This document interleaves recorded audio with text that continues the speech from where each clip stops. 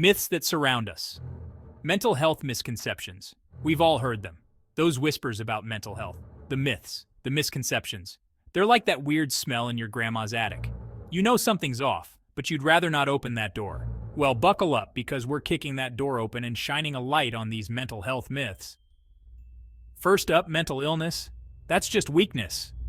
This doozy implies people choose to feel anxious or depressed like they're picking a sweater. Newsflash, nobody wants to feel like their brain is a roller coaster stuck on high speed. And then there's the classic mental health problems, just snap out of it. Right, because telling someone with a broken leg to just walk it off makes total sense. Mental health is health.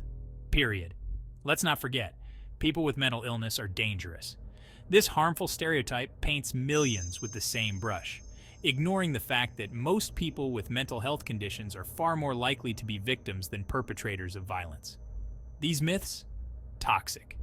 They create stigma. They prevent people from seeking help. And they need to be debunked, like yesterday.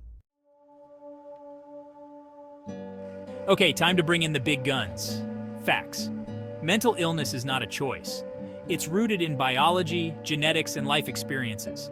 Imagine your brain is a computer. Sometimes the wiring gets crossed or the software malfunctions. Mental illness is like a glitch in the system, not a personal failing. Dr. Kim, can people just snap out of it? Nope. Recovery takes time, support, and often professional help. Think of it like physical therapy after an injury. It's a process, not an overnight miracle. Dr. Schmidt. And the myth about violence?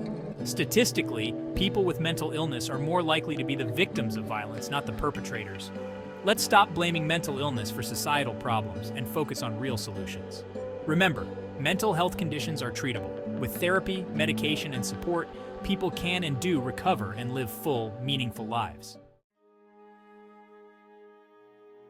Here's the thing about myths. They're sneaky little buggers that worm their way into our minds and influence how we think and act. When it comes to mental health, these myths have real-world consequences.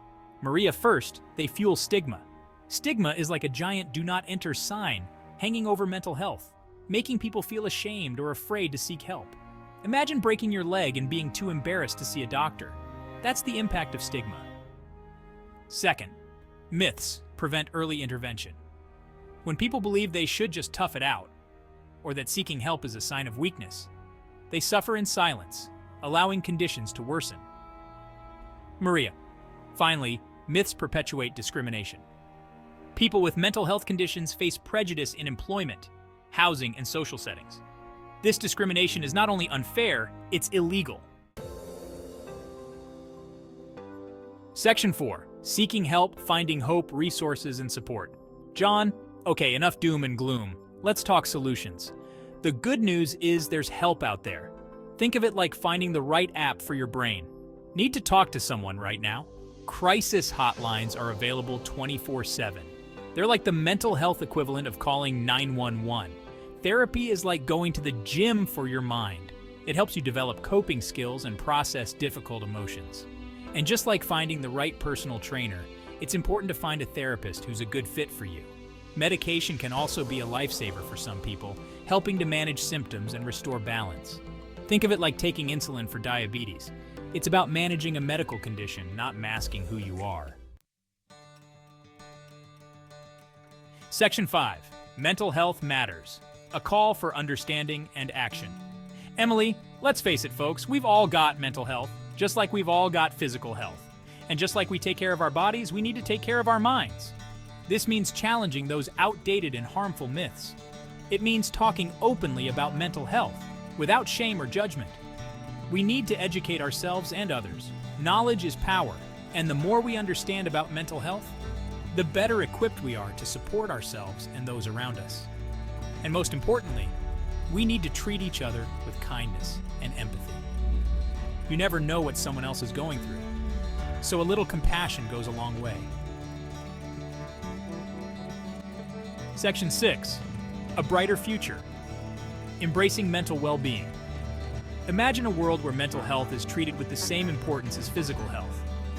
A world where seeking help is seen as a sign of strength, not weakness. A world where everyone has access to the care and support they need to thrive. This is the future we need to create. And it starts with each and every one of us. Let's ditch the myths, embrace the facts, and work together to build a world where mental well-being is a priority, not an afterthought.